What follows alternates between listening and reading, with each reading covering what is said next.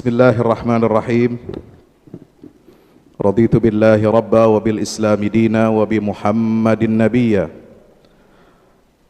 Subhanaka la ilma lana illa ma 'allamtana innaka antal alimul hakim. Wa qur rabbi zidna ilma warzuqna fahma.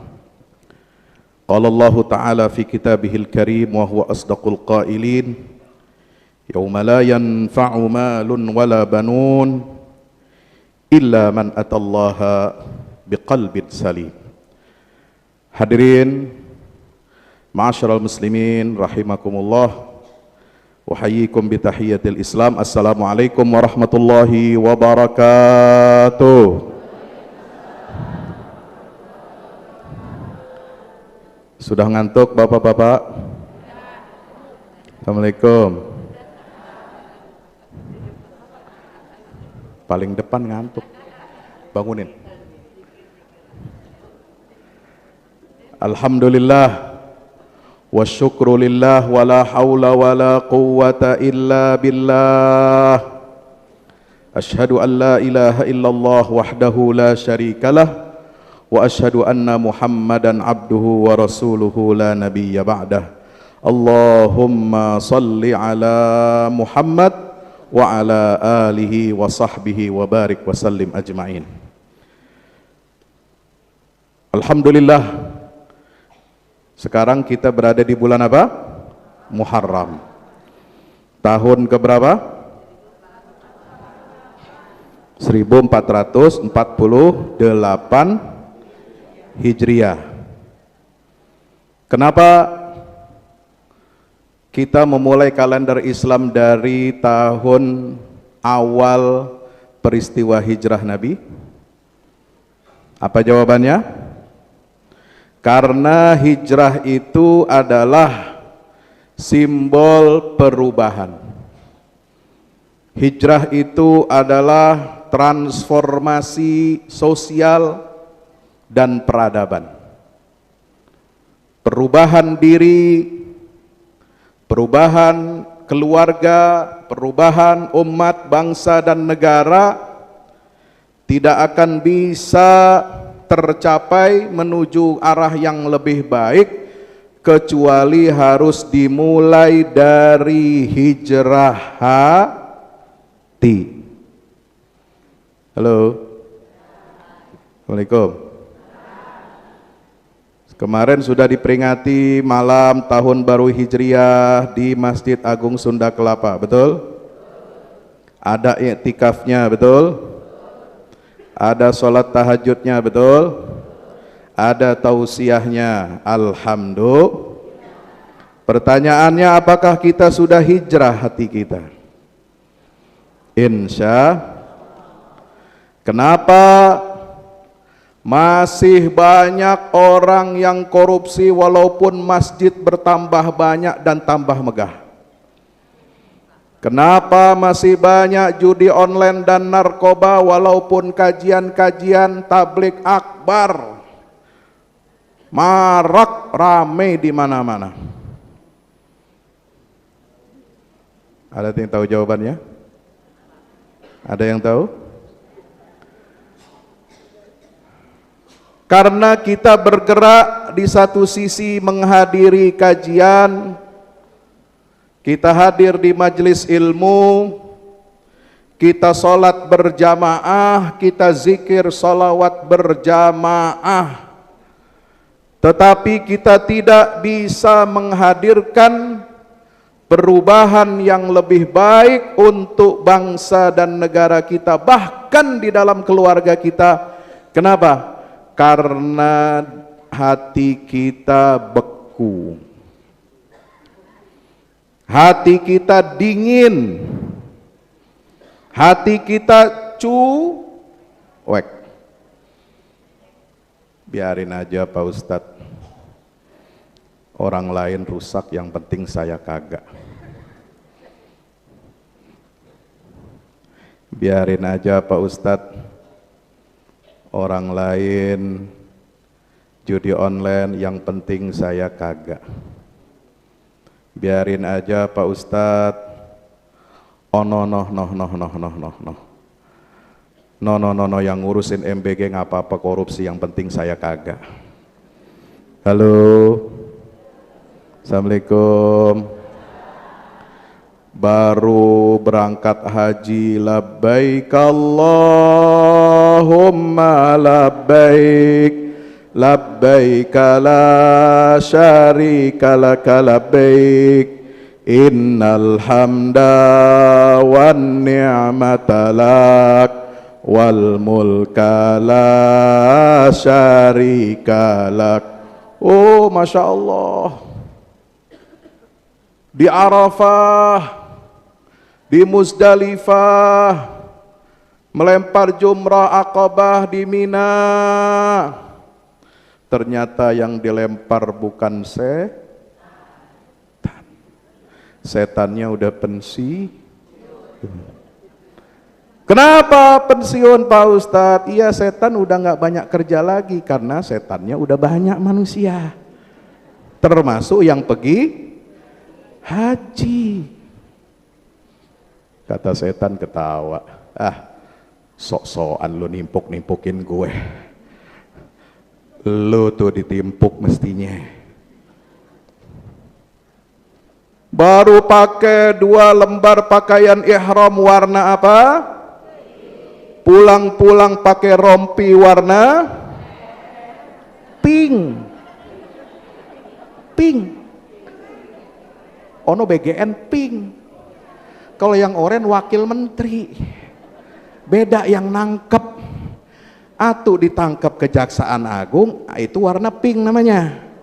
Yang atu ditangkap KPK namanya warna oranye. Paham sampai sini? Tahu bedanya? Pengen coba pakai?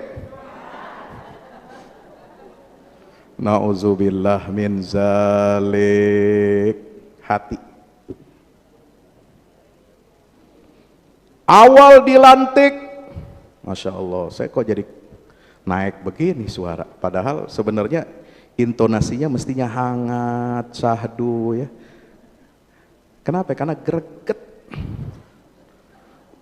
Pengen gue timpuk. Tapi ya namanya kita manusia ya, kadang-kadang kita nunjuk orang, kita juga punya salah, betul? Masya Allah.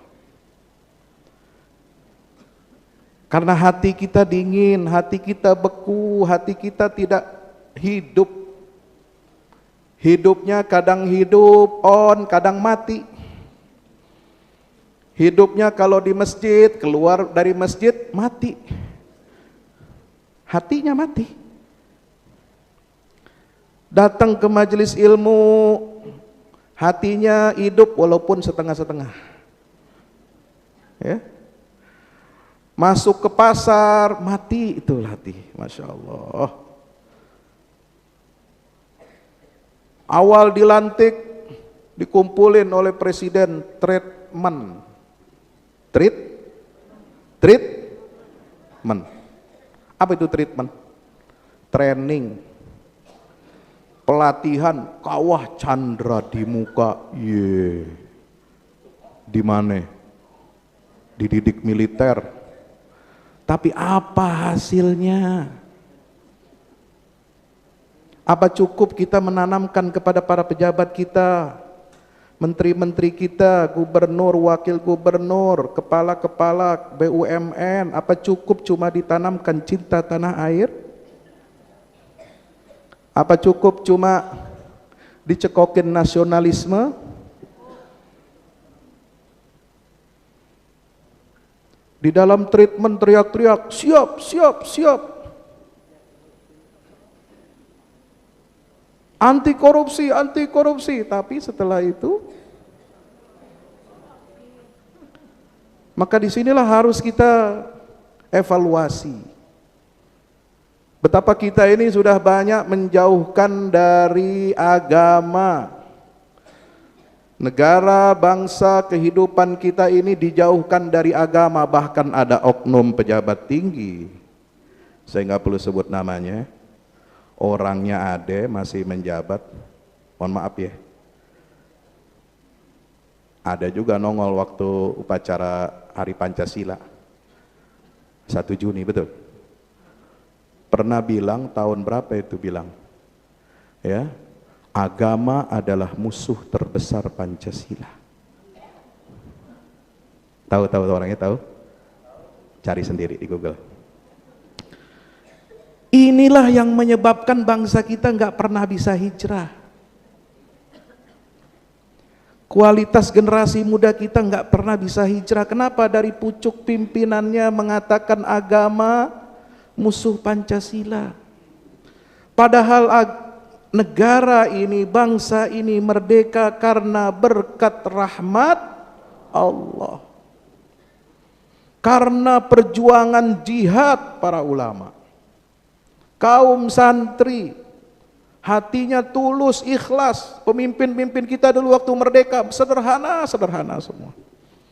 Tapi otaknya pinter-pinter, ibadahnya luar biasa. Rajin sholatnya, tunduk kepada ulama, ya. Dengerin Al-Quran baik-baik. Dan dia hidupkan dirinya itu dengan apa? Dengan kerangka berpikir Islam, berdasarkan agama Islam, walaupun negara ini bukan berdasarkan agama, tetapi kehidupan umat beragama dijamin oleh konstitusi dan disupport, dikembangkan oleh negara, dalam hal ini pemerintah. Maka mari kita kembalikan arah kiblat bangsa ini kemana? Kepada kehidupan beragama yang benar. Maka disinilah peran hati. Jamaah yang dirahmati Allah, mari kita renungi kehidupan kita.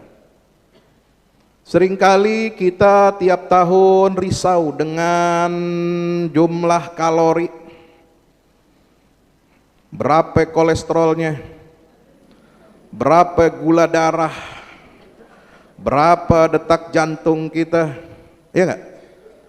Rutin tiap tahun kita medical check up. Ada yang gratis, ada yang berbayar. Bahkan kalau kurang percaya sama di dalam negeri, dia pergi ke Singapura. Betul? Tapi mari kita bertanya kepada diri kita, kapan terakhir kali kita melakukan spiritual check up? Medical check up rutin.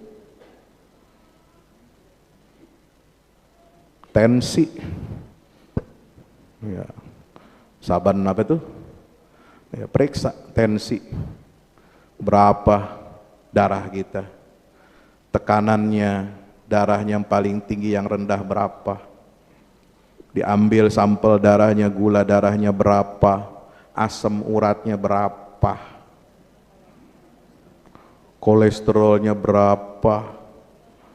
Takut kita. Jaga makan, jaga fisik kita, jaga tidur kita, olahraga kita. Tapi sejak kapan kita terakhir kali kita melakukan spiritual check up? Ya, ini check up ini harus seimbang. Check up fisik dan check up batin. Ya. Hadirin dirahmati Allah, kalau medical check up itu tujuannya fokusnya apa? Kesehatan fisik, kesehatan ragawi. Kalau spiritual check up ini tujuannya fokusnya adalah memeriksa kondisi kadar iman dan kesucian hati. Insya Allah. Ya, jangan cuma periksa kadar kolesterol, tapi kadar iman kita berapa persen nih tinggal sekarang. Ya. Jangan cuma periksa gula darah kita harus bersih dari gula, sekarang periksa hati kita ini bersih nggak, suci nggak dari noda. Ya. Enggak kalah bahayanya, bahkan lebih berbahaya manusia kalau kadar imannya rendah, lebih bahaya daripada darah rendah. Ya. Kalau hatinya kotor, lebih bahaya daripada kadar gula yang tinggi di dalam tubuh saudara. Kenapa? Kalau kita sakit karena kena penyakit gara-gara kolesterol, gara-gara gula darah, gara-gara pola hidup yang nggak bagus, itu dampaknya cuma paling kena apa? Kena jantung, kena kanker, kena kolesterol, sakit. Tapi kalau dia mau berobat ya bisa sembuh dikit-dikit. Kalau enggak ya ujungnya stroke bisa? Bisa. Habis itu innalillahi wa inna ilaihi. Dampaknya cuma sendirian, individu. Enggak bakal nular penyakit jantung ke keluarga kita, enggak ada nular. Kolesterol enggak akan nular. Asam urat enggak akan nular, Pak. Yang nular itu flu. Penyakit receh itu flu ya. Itu yang nular. Tahu yang berat-berat enggak bakal nular. Ya. Tapi kalau manusia punya penyakit hati, kalau manusia punya penyakit syubhat dan syahwat, ya, maka dia akan nempel seumur hidupnya, merusak, menggerogoti hati, menggerogoti pikirannya, membuat lemas tubuhnya, bukan hanya dampaknya kepada diri sendiri tetapi juga kepada orang banyak. Ya. Karena dari hati yang tidak sehat, karena dari hati yang kotor, karena dari kondisi kadar iman yang di bawah minimal, ya, udah apa namanya, imannya udah apa nih? Ya, udah redup, mati segan, hidup nggak mau. Ini dampaknya luar biasa, merusak masyarakat. Apalagi kalau yang kena penyakit hati itu pemimpin, pemimpin rumah tangga, pemimpin masyarakat, pemimpin negara, pemimpin wilayah. Waduh, dampaknya rusaknya luar biasa. Hadirin rahmati Allah Subhanahu wa taala. Maka itu mari kita renungi firman Allah di dalam surat Asy-Syu'ara, ya. Yauma la yanfa'u malu wala banun illa man atallaha biqalbin salim. Nabi Ibrahim itu kan berdoa kepada Allah, wala tukhzini yauma yub'atsun. Sebelumnya ayat itu berbunyi apa? Ya Allah, ya Rabb, jangan kau hinakan aku pada hari ketika manusia semua dibangkitkan dari kuburnya. Ketika manusia bangkit dari alam kuburnya itu, bagaimana Allah menggambarkan hari tersebut? Bukan hanya digambarkan huru hara hari kiamat, bukan hanya digambarkan betapa mengerikannya situasi di hari kiamat, tapi Allah menggambarkan suasana apa yang menyebabkan hari kiamat itu mengerikan dan kenapa bisa terjadi seperti itu, yaitu yauma la yanfa'u malun wala banun illa man atallaha biqalbin salim. Hari dibangkitkan dari alam kubur kita itu adalah hari yang ketika itu apa? Tidak lagi berguna harta dan anak-anak kita, kecuali yang datang kepada Allah membawa hati yang bersih, hati yang selamat. Ya.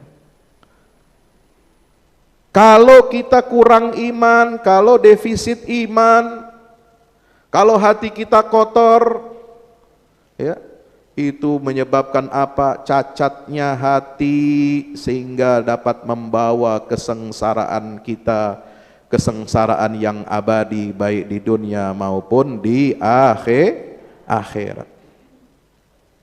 Karena itu jamaah dirahmati Allah, mari kita periksa hati. Hati ini penting, hati itu raja. Nabi menggambarkan dalam hadis sahih riwayat Bukhari Muslim, ala inna fil jasadi mudghatan Idza saluhat saluha sairu jasadih wa idza fasadat fasada sairu jasadih. Ala wahyal qalb. Ketahuilah sungguhnya di dalam tubuh manusia itu terdapat segumpal daging. Kalau daging itu baik, seluruh anggota tubuhnya pasti baik. Kalau segumpal daging itu rusak, maka rusak pula seluruh anggota tubuhnya. Apa kata Nabi? Ala wahyal qalb, segumpal daging itu adalah hati. Ya. Ini menggambarkan apa? Hati itu raja. Ya. Semua anggota tubuh kita, mulai dari kepala, mata, lisan, tangan, kaki, semuanya adalah prajurit. Yang namanya prajurit pasti akan ikut instruksi apa kata komandannya. Apa kata rajanya? Raja bilang A, semua prajurit bilang A. Nggak boleh nggak bilang A. Kalau komandan bilang B, semua harus ikut B. Nggak bisa nggak. Itulah kondisi hati kita. Jadi hati ini raja. Dipatuhi, ya, ditaati oleh semua anggota tubuh. Inilah yang menentukan kualitas baik dan hidupnya amal kita. Kalau rajanya baik, hatinya baik maksudnya, maka prajuritnya juga patuh pada kebaikan. Ya. Kalau rajanya berpenyakit, hatinya sakit, maka rakyatnya, semua anggota tubuhnya bermaksiat tanpa rasa bersalah. Na'udzubillah, thumma na'udzubillah min dzalik. Maka kata Imam Ibnul Qayyim Al-Jauziyah, beliau memberikan perumpamaan. Perumpamaan manusia itu beliau menyebut seperti burung. Burung itu yang vital dari anggota tubuh burung ini apa? Kepala dan dua sayapnya. Betul? Kalau ada sayap doang terbang kagak ada kepalanya gimana? Kabur. Burung hantu. Ya. Kalau ada kepalanya, sayapnya patah, bisa terbang? Enggak bisa. Ini vital. Manusia itu ibarat burung. Ada kepala, ada dua sayap. Apa kepala burungnya manusia? Itu adalah mahabbah, cinta kepada Allah Azza wa Jalla. Kepala itulah yang menentukan arah hidup kita. Sebagaimana kepala itu menentukan arah hidupnya burung. Burung mau terbang ke kanan, mau ke selatan, ke utara, itu lihat dari pandangan matanya. Ya. Maka ada istilah bird view. Cara pandang, sudut pandang dari burung melihat dari atas. Ya. Ya, kalau mau ditambah sekarang istilahnya helikopter view. Wah, itu view-nya kita melihat semua sudut 360 derajat. Ya. Itu bergantung kepada apa? Kepalanya. Arahnya dia tahu, tapi kalau cara menuju arahnya, ya, yaitu dengan sayap, kepakan sayap-sayapnya enggak hidup, sayapnya patah, apa yang terjadi? Ya enggak bisa bergerak. Nggak bisa dia cari makan, nggak bisa dia cari air, nggak bisa dia berkeliling, melanglang buana, nggak bisa. Nah, dua sayap burung itu pada diri manusia itu apa? Digambarkan oleh Imam Ibnul Qayyim adalah sayap yang pertama adalah raja, harapan kepada Allah, dan sayap kedua adalah khauf, yaitu rasa takut kepada Allah Subhanahu wa ta'ala. Kepala, yaitu hati kita, itu yang menentukan arah. Sayap kita, roja, manusia ini harus apa? Punya harapan. Karena ada harapan itulah maka kita terdorong untuk beramal saleh. Faman kana yarju liqa'a rabbih. Surat Al-Kahfi hafal? Halo. Ayat terakhir. Coba dicek. فَمَنْ كَانَ يَرْجُو لِقَاءَ رَبِّهِ فَلْيَعْمَلْ عَمَلًا صَالِحًا وَلَا يُشْرِكْ بِعِبَادَةِ رَبِّهِ أَحَدًا. Siapa orang yang berharap, selalu berharap. Kana yarju, selalu berharap. Manusia, orang beriman itu selalu berharap. Harapannya apa? Yaitu berharap berjumpa, bertemu dengan Rabb-Nya. Selama ini sejak kita lahir, sejak kita ada dalam roh kandungan ibu kita, rahim ibu kita lahir ke dunia, menjalankan, mentaati perintah Allah, menjauhi larangan Allah, kita nggak pernah melihat sosok Allah. Kita belum bertemu dengan Allah.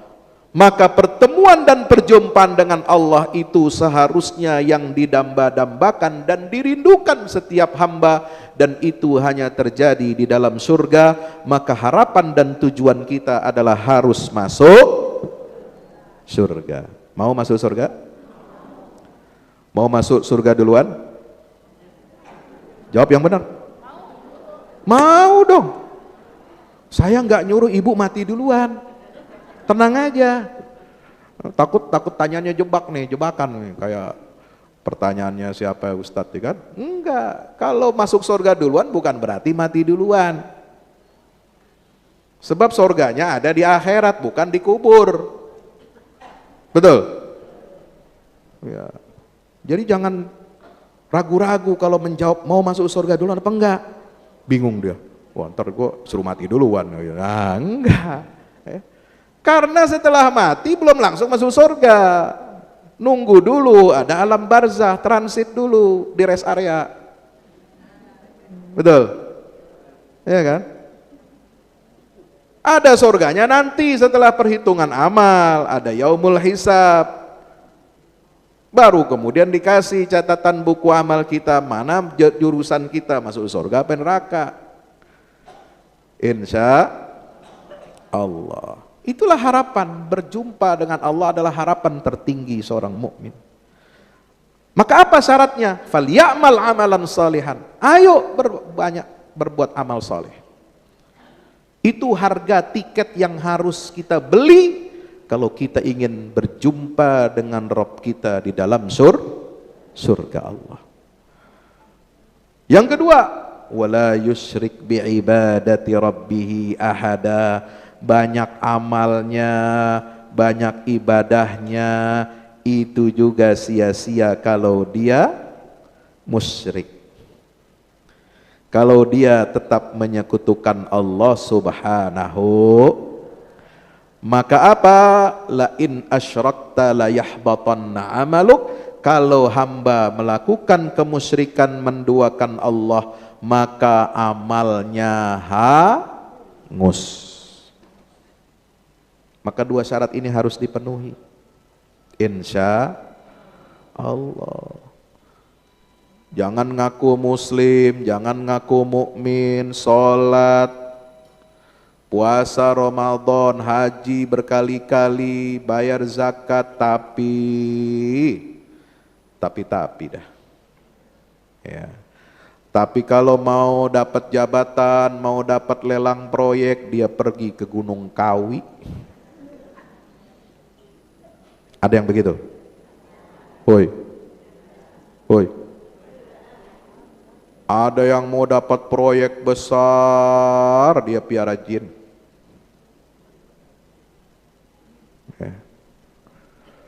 Ada yang piara babi ngepet, nah babi ngepet buat masyarakat bawah. Kalau yang di atas bukan babi ngepet, babi ngesot.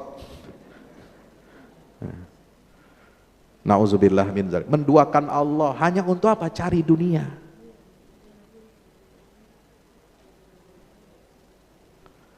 Pengen punya haibah, pengen punya kewibawaan, pengen punya aura. Aura. Biar orang lain melihat dia tunduk semua, ikut apa kata dia. Tapi dia pakai apa? Susuk.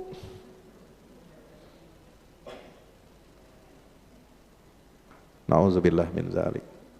Tuh kalau mati susah tuh. Sakaratul mautnya susah. Jangan demen-demen pakai susuk. Jangan demen-demen berbuat syirik kepada Allah. Enggak diterima amal ente, hangus. Allah enggak bakal melihat wajah kita, enggak bakal melihat. Dia palingkan, dia melengos dari kita. Ya. Maka itu kita harus punya raja.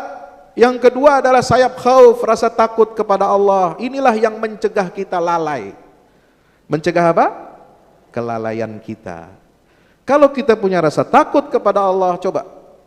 Kita anak dulu, masih kecil, zaman dulu, takut gak sama orang tua? Takut.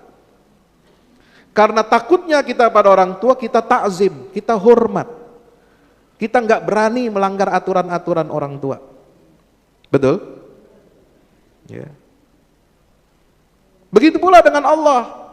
Kita ini hambanya Allah, kita ini makhluk Allah subhanahu wa ta'ala. Kita harus takut dan tunduk kepada Allah. Takutnya kita kepada Allah bukan lari, tapi takutnya kita kepada Allah, kita harus mendekat. Sebab apa? Takut kepada Allah itu lahir karena rasa keagungan, lahir karena rasa kewibawaan Allah di hadapan makhluknya. Maka itu kita harus mendekat dan harus kita peluk. Itu rasa takut hamba yang benar kepada Allah subhanahu. Kalau kita takut sama binatang buas, kita lari. Ada ular, kita lari. Ada herder, kita kabur. Ya, ada binatang buas, kita nggak mau mendekat. Tapi kalau kepada Allah itu takutnya kepada makhluk itu lari kita. Tapi kalau takut kepada Allah, kita justru mendekat, mengharapkan kasih sayang Allah subhanahu. Itulah yang menyebabkan kita jauh dari kelalaian, insya Allah. Bapak Ibu dirahmati Allah, mari kita muhasabah. Kapan sih terakhir kali kita ini menangis karena takut Allah? Karena takut kepada Allah saat sholat sendirian, kapan kita terakhir nangis? Ayo, periksa catatannya masing-masing. Kapan terakhir nangis ke Allah? Nangisnya ke Allah itu karena takut ya, karena rindu, bukan karena nangis karena apa ya? Tagihan hutang. Bukan nangis karena apa? Bukan nangis karena nilai anak rapotnya jelek. Ya. Nangis kita ngadu kepada Allah. Kenapa? Karena kita takut kepada Allah. Ya Allah, selama ini saya banyak dosa. Ya Allah, selama ini saya cuma bisa ngomong aja tapi nggak bisa melaksanakan. Ya Allah, selama ini saya durhaka sama anak, durhaka kepada suami, durhaka kepada orang tua, durhaka kepada istri kalau bapak. Ya. Orang tua bisa nggak durhaka ke anak? Bisa. Sebagaimana anak itu durhaka kepada orang tua juga durhaka kepada anak kalau dia tidak memenuhi hak-hak anak itu dengan baik. Kalau dia tidak memberikan nafkah dengan baik, dengan nafkah yang halal. Kalau dia tidak mencontohkan kebaikan, menjadi teladan kebaikan buat anak-anaknya, maka dia itu durhaka kepada anaknya.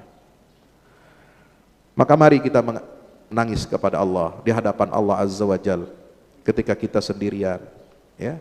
Periksa hati kita.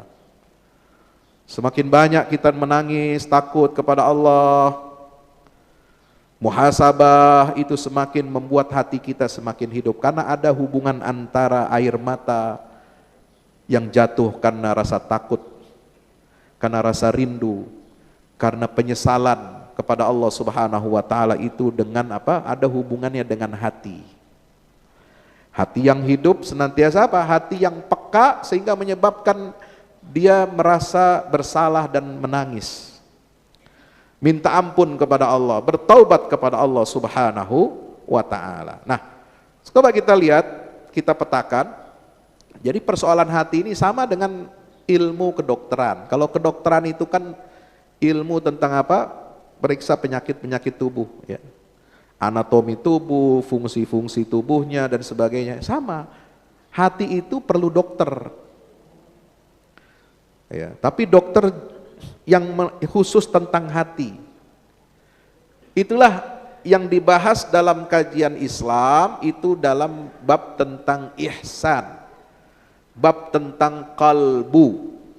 Ya, apa taksonomi penyakit hati? Penyakit hati itu dibagi menjadi dua. Pertama adalah namanya syubhat, yang kedua namanya syahwat. Itu aja. Penyakitnya nggak macam-macam, dua aja. Tapi fatal ini kalau ini kita kena dua-duanya atau salah satunya. Apa penyakit syubhat, Bapak Ibu jamaah dirahmati Allah? Yaitu penyakit keragu-raguan. Penyakit yang nempel hinggap di pikiran kita. Kenapa dia lahir penyakit syubhat? Karena pudarnya keyakinan terhadap syariat dan janji-janji Allah. Itulah penyakitnya para kaum munafik. Hati-hati. Maka ciri kaum munafik di Al-Quran lebih banyak daripada ciri orang beriman dan orang kafir. Diungkap. Supaya apa? Hati kita sehat. Hati kita bersih dari penyakit nifak, penyakit munafik yang Allah gambarkan la ilaha ula wa la ilaha ula. Dia bimbang, dia pengen cantelannya ke kanan, tapi dia juga pengen ke kiri. Bimbang terus, dia cari-cari mana yang bisa membawa keuntungan. Kalau orang beriman untung, dia akan nebeng, dia akan masuk dalam barisan orang beriman. Kalau untung. Tapi kalau ada keuntungan di barisan orang kafir, maka dia tidak segan-segan untuk berubah kulit dan wajah masuk ke dalam barisan orang kafir. Pura-pura jadi kafir supaya dapat apa? Keuntungan. Itulah ciri kaum munafik. Nauzubillah min zalik. Penyakit syubhat. Maka Allah Subhanahu wa taala menggambarkan siasat iblis menggoda dan mengotori hati manusia bagaimana? Tsumma la'atiyannahum. Surat apa? Al-A'raf ayat 17. Catat. Tsumma la'atiyannahum min baini aydihim wa min khalfihim wa an aymanihim wa an syama'ilihim wa la tajidu aktsarahum syakirin. Bagaimana iblis menggoda manusia?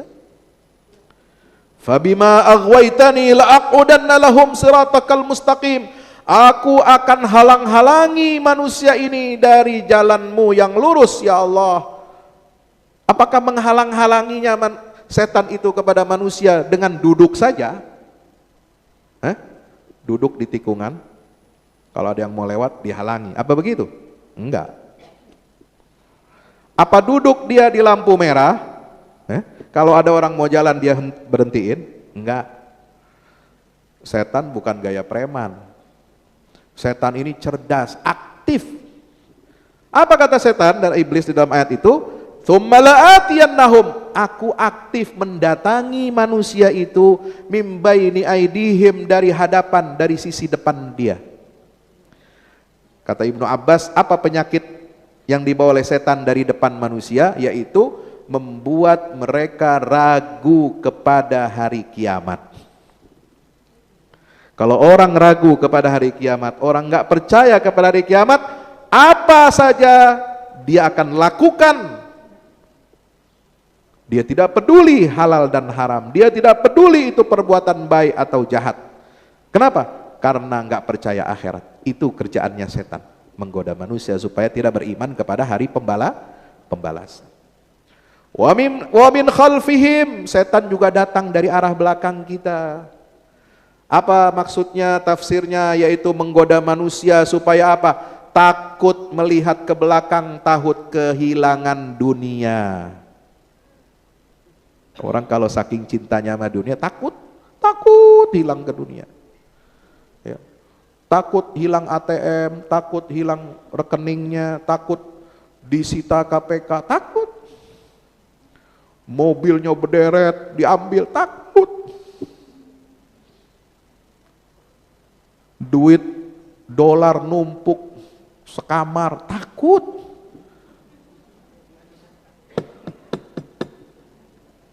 Nauzubillah min zalik. Kenapa? Cinta pada dunia. Itu kerja setan tuh. Kita dibuat apa? Bergantung hati kita menjadi budaknya dunia. Menjadi hambanya dunia. Takut kehilangan dunia, maka dia akan apa? Dia akan lakukan segala cara untuk meraih dunia. Nauzubillah min zalik. Wa an aymanihim, enggak cukup depan belakang, kanan diganggu, digoda kita. Dengan cara bagaimana? Dengan cara apa? Kata tafsir Ibnu Abbas, itu dengan cara kita ini dibuat ragu syubhat terhadap urusan agama, perkara agama kita. Ya. Gak percaya aturan-aturan Allah yang menyelamatkan kita dunia dan akhirat. Dia maunya terjang, maunya terabas aturan-aturan Allah. Dia musuhi agama. Nah, itu penyakit dari setan tuh, musuhin agama. Ya, yang bilang agama musuh terbesar Pancasila.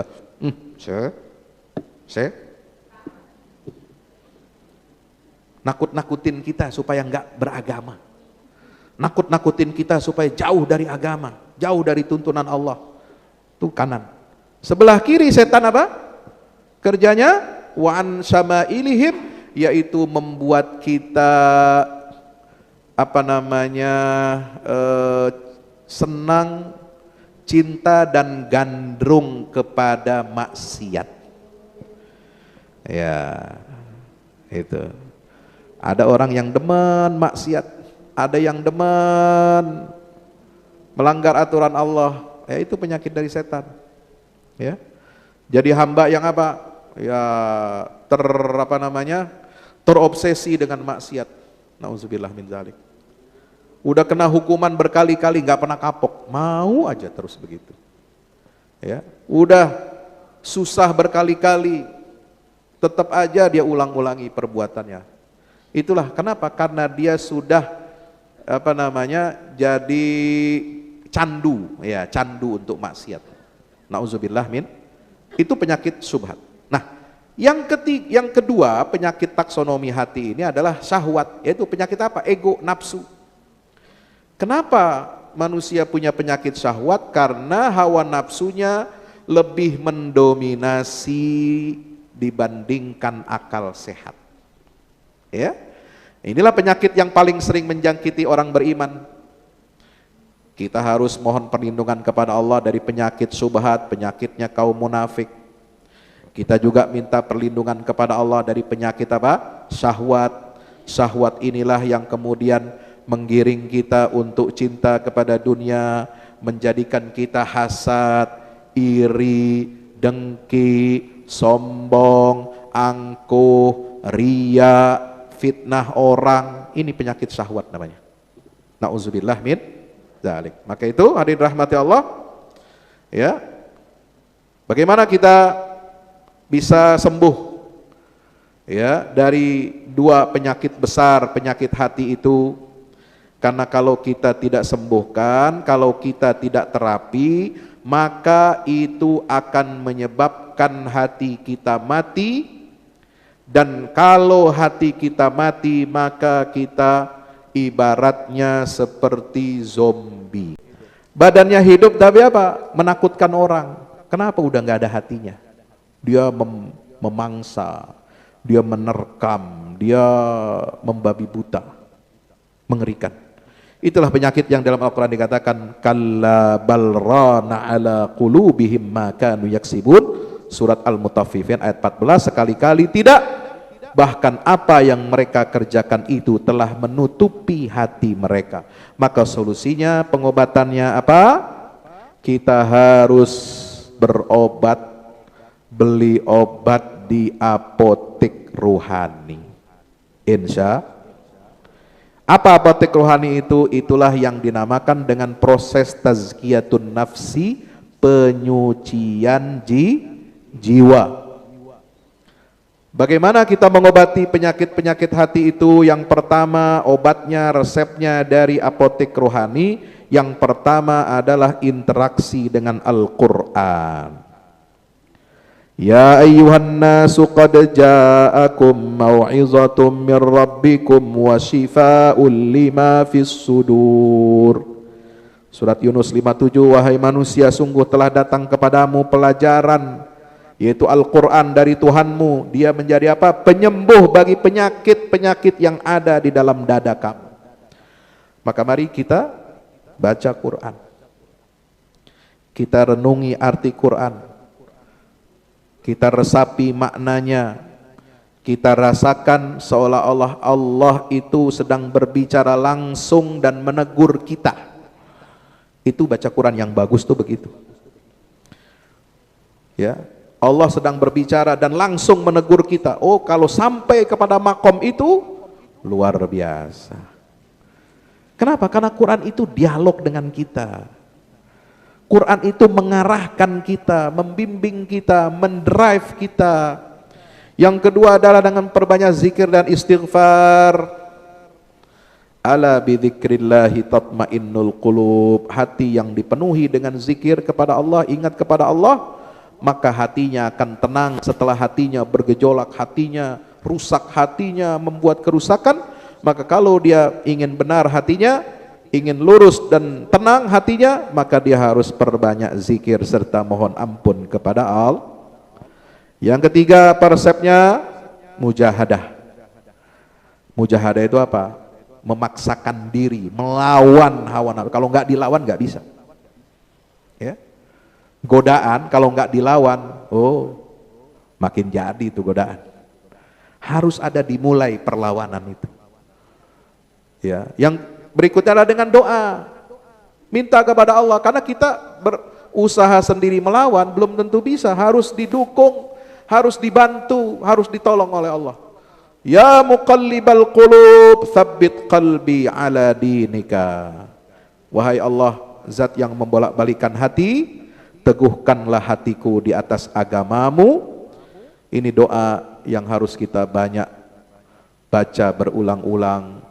Apakah setelah sholat, apakah ketika sedang mengalami hal-hal yang tidak baik, ketika dihadapkan pada pilihan godaan-godaan dunia yang melalaikan, menjerumuskan, langsung pertama istighfar, astagfirullah, astagfirullah. Yang kedua doa, ya muqallibal qulub tsabbit qalbi ala dini. Kalau ada tawaran-tawaran jahat, tawaran-tawaran yang enggak benar, ya, untuk menjerumuskan kita jauh dari jalan Allah, maka kita harus segera istighfar dan berdoa kepada Allah. Yang terakhir, resep yang keempat adalah mari kita berkumpul dengan orang-orang soleh. Sebab apa? Berkumpul dengan pecinta dunia, dia energinya tersedot dan tertular penyakit cinta dunianya yang menyebabkan hati kita mengeras. Sebaliknya, orang yang suka berkumpul kepada orang-orang yang cinta kepada akhirat, duduk di majelis ilmu, ahli istighfar, maka dia akan tertular aura kesalehan dan kebaikan. Maka hati yang tadinya keras dengan izin Allah bisa menjadi lembut. Amin ya rabbal alamin. Mari kita berdoa kepada Allah. Di ujung kajian kita ini, kita mohon kepada Allah agar apa? Allah karuniakan kita kebersihan hati, keistiqomahan hati, dan keselamatan diri dan keluarga kita, dunia dan akhirat. Amin ya rabbal alamin. Demikian yang dapat saya sampaikan, mudah-mudahan bermanfaat. Segera hadir buku terbaru dari Ustadz Fahmi Salim, Haji dari Pemurnian Misi Kenabian ke Revolusi Kebangkitan. Buku ini berisikan 336 halaman yang merupakan sebuah karya reflektif yang mengajak para pembaca menelusuri makna haji lebih dalam dari sekedar ritual tahunan. Buku ini menghadirkan perspektif spiritual, historis, dan peradaban yang menggambarkan ibadah haji sebagai momentum pemurnian jiwa, sekaligus titik awal kebangkitan umat. Melalui bahasa yang mengalir dan analisis yang tajam, pembaca diajak untuk memahami hakikat haji sebagai perjalanan menuju Allah. Selain itu, pembaca juga diajak untuk menilai persatuan dan kesetaraan dalam beribadah. Dimensi sosial dan peradaban dari manasik haji sampai peran haji dalam menjaga warisan kenabian hingga spirit kebangkitan umat dalam bingkai tauhid. Buku ini lebih dari sekedar buku religi. Ini adalah ajakan untuk melihat ibadah haji sebagai gerakan transformasi diri dan gerakan keumatan. Segera hadir di toko buku favorit Anda dan jangan lewatkan kesempatan untuk menjadi bagian dari perjalanan bermakna ini. Untuk pemesanan, hubungi nomor berikut ini atau klik link di bawah ini.